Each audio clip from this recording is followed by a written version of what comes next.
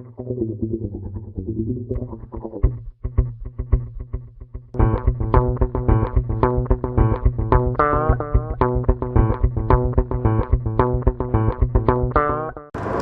படம் ஆரம்பிக்கும் போது முதல் பர்சன் நான் கதை சொல்றது யார்கிட்ட அப்படின்னா இங்கேதான் முதல்ல சொல்லுவேன். அதை கூட இன்னைக்கு மார்னிங் இப்பதான் சொன்னேன், ½ hour பேக். அதுக்கப்புறம் எடிட்டர், அதுக்கப்புறம் கேமராமேன், இந்த 3 பிட்டு மட்டும்தான் நான் முதல்ல கதை சொல்லுவேன். வேற யார்ட்டும் நான் கதை சொல்ல மாட்டேன். சரி, ஐடியா முதல்ல இங்கே தான் ஆரம்பிக்கும், வேற யார்ட்டும் நான் சொல்ல மாட்டேன். ஸோ அது டைட்டிலையும் வருதான். சொல்லப்போனா எல்லாரும் மியூசிக் தான் இதுக்கு இளையராஜா அவர்கள் அப்படின்னு நினைச்சிட்டு இருப்பீங்க. இதுக்கு டைலாக்கே வருது தானே.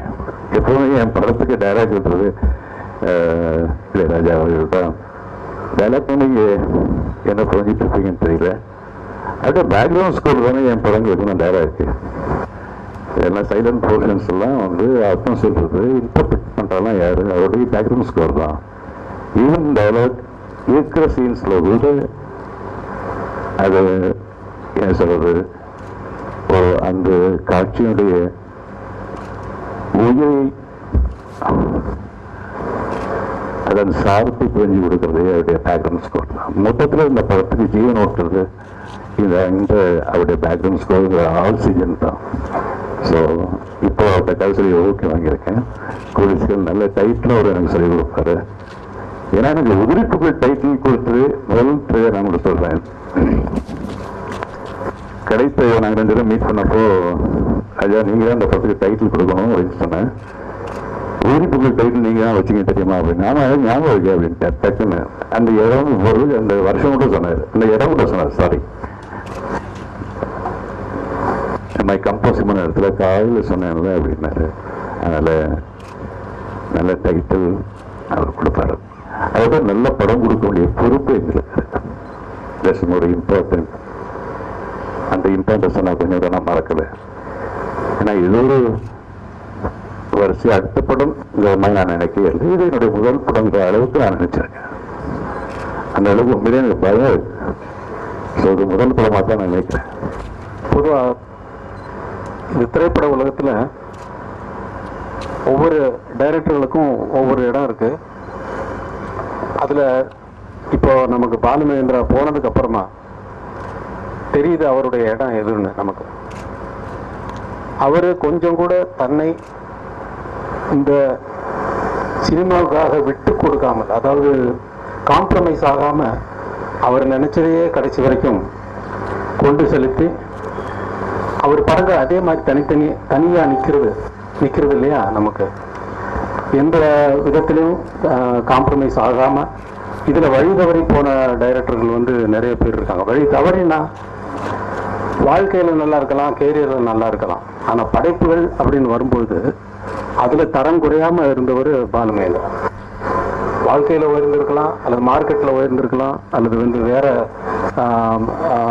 கமர்ஷியலாக படங்கள் பண்ணுறது அதில் உயர்ந்திருக்கலாம், அதில் பெரிய பேர் எடுத்திருக்கலாம்.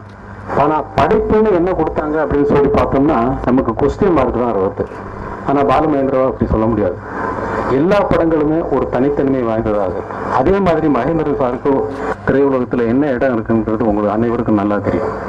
அவரும் இப்போ சொல்கிற கதையும் அதே போல் ஒரு தனித்தன்மை கொண்டதாக அமையும் என்று நான் முழு மனதோடு நம்பிதான் நல்லா இருக்கு அப்படின்னு சொல்லிட்டோங்க. இந்த படமும்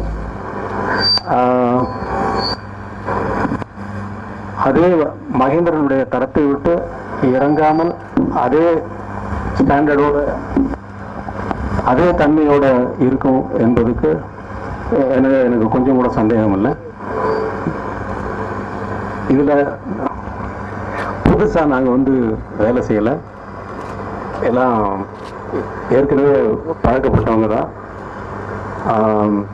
இது வெற்றிகரமாக அமைய இந்த ப்ரெஸ் மீட்டுங்கிறத பாலுமகேந்திரா சார்னால தான் முதலே உங்களை மீட் பண்ணுறதா இருந்தது. அவருடைய மறைவு காரணமாக இது இவ்வளவு நாள் தண்ணி நடக்கிறது. இருந்தாலும் அவருக்கு ஒரு அஞ்சலியை செலுத்திவிட்டு இந்த கூட்டத்தை தொடங்கணும்.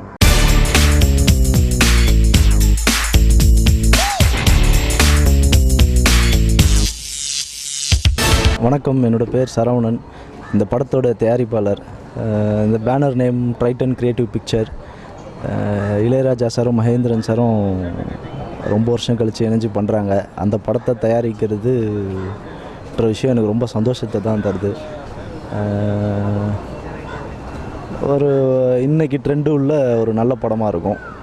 கண்டிப்பாக மார்ச்சில் ஷூட் போகிறாங்க. இன்னும் ஒரு 2-3 மந்த்ஸில் இந்த படம் கம்ப்ளீட் ஆகிரும். வணக்கம், என் பேர் லேனா மூவேந்தர்.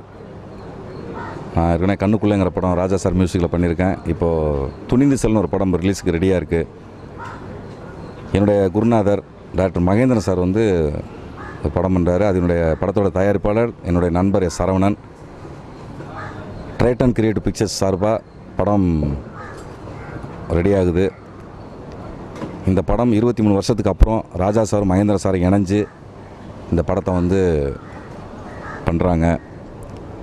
80s வந்த படங்கள் உங்களுக்கு தெரியும். முள்ளு மலரும், ஜானி, மெட்டி, நெஞ்சத்துக்கு இல்லாதே, நண்டு, இந்த மாதிரி வெற்றி படங்களை கொடுத்த ராஜா சாரும் மகேந்திர சாரும் இணைஞ்சு இப்போ 23 வருஷம் கழித்து இந்த படம் பண்ணுறாங்க. இந்த படம் கண்டிப்பாக ஒரு சினிமாவில் ஒரு பெரிய திருப்புமுனையாக இருக்குங்கிற நம்பிக்கையோடு அங்கே களமிறங்குறாரு எங்கள் டைரக்டரு. இந்த படத்தை முழுக்க முழுக்க என்னோடய நண்பர் சரவணன் பண்ணுறாரு. அந்த படத்துக்கு நான் தான் ஃபுல்லாக கோஆர்டினேட் பண்ணி கொடுக்குறேன். இந்த படத்துலேயும் என்ன நான் ஒரு அசோசியேட்டாக இந்த படத்தில் ஒர்க் பண்ணுறேன். இந்த படத்தோட மியூசிக் டைரக்டர் உங்களை பற்றி தெரியும், ராஜா சார். எடிட்டிங் வந்து காசி விஸ்வநாதன். கேமராமேன் சஞ்சய். ஒரு பெரிய டீம் களம் இறங்குது.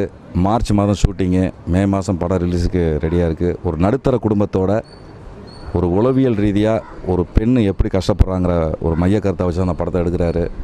இந்த படம் கண்டிப்பாக ஒரு பெரிய மாற்றத்தை சினிமாவில் உண்டாக்கும் என்ற நம்பிக்கையோடு நாங்கள் களம் இறங்குகிறோம். நன்றி.